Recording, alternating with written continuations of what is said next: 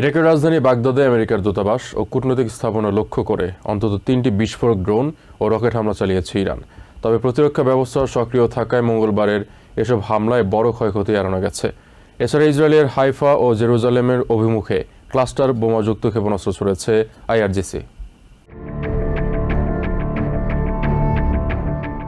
মধ্যপ্রাচ্যের রণক্ষেত্র এখন আর কোনো নির্দিষ্ট সীমানায় সীমাবদ্ধ নেই। মঙ্গলবার ইরাকের রাজধানী বাগদাদে অবস্থিত আমেরিকার দূতাবাস এবং কূটনৈতিক স্থাপনাগুলো লক্ষ্য করে ভয়াবহ রকেট ও ড্রোন হামলা চালানো হয়েছে।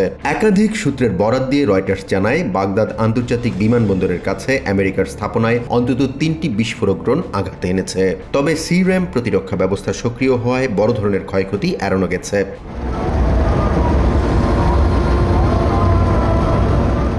এদিকে আইডিএফ প্রকাশিত একটি ভিডিওতে তেহরানের রাস্তায় একজনকে লক্ষ্য করে হামলা দৃশ্য দেখা যায়। রয়টার্স ভিডিওটির সত্যতা যাচাই করে জানিয়েছে দৃশ্যটি তেহরানেরই।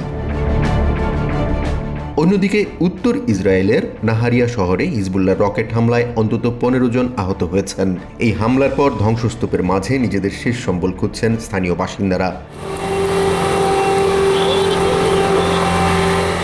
হিজবুল্লাহর দাবি, গত 28 ফেব্রুয়ারি ইরানের সর্বোচ্চ নেতাকে হত্যার প্রতিশোধ হিসেবেই তারা এই হামলা চালাচ্ছে। এদিকে মঙ্গলবার বিকেলে হাইফা ও জেরুজালেমের আকাশে ইরানি ক্ষেপণাস্ত্রের গর্জন শোনা গেছে। ইসরায়েলের একাধিক গণমাধ্যম জানিয়েছে, এবার ক্লাস্টার ওয়ারহেড সমৃদ্ধ ক্ষেপণাস্ত্র ব্যবহার করেছে ইরান। মধ্য ইসরায়েলের বাসিন্দারা জানিয়েছেন, শেল্টারে আশ্রয় নিয়েও তারা প্রচণ্ড বিস্ফোরণের শব্দ শুনেছেন। We got really nervous. There was a sound of running water. We waited a few more minutes and we went out. এই যুদ্ধের প্রভাব সরাসরি পড়েছে বিশ্ব অর্থনীতিতে। হরমুজ প্রণালী বন্ধ থাকায় জ্বালানি তেলের দাম আকাশচুম্বী এবং বিশ্বজুড়ে মূল্যস্ফীতির আশঙ্কা দেখা দিয়েছে। এই পরিস্থিতিতে তুর্কির পররাষ্ট্রমন্ত্রী হাকান ফিদান জানিয়েছেন, তিনি শান্তি স্থাপনের লক্ষ্যে মধ্যপ্রাচ্যের দেশগুলো সফর করবেন। Burada inşallah yani hem Cumhurbaşkanımızın konuyla ilgili mesajlarını paylaşma. অন্যদিকে কাতারের আমির এবং জর্ডানের বাদশার মধ্যে দোহায় এক জরুরি বৈঠক অনুষ্ঠিত হয়েছে, যেখানে কাতার ও প্রতিবেশী দেশগুলোতে ইরানি হামলার বিষয়ে উদ্বেগ জানানো হয়।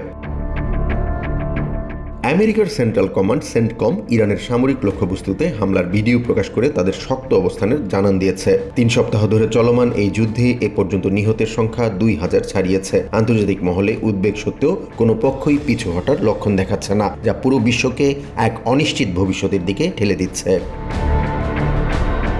জাহান মিথুন, TVN 24 news desk. New York থেকে সম্প্রচারিত TVN 24 টেলিভিশন বিশ্বজুড়ে বাঙালির কণ্ঠস্বর।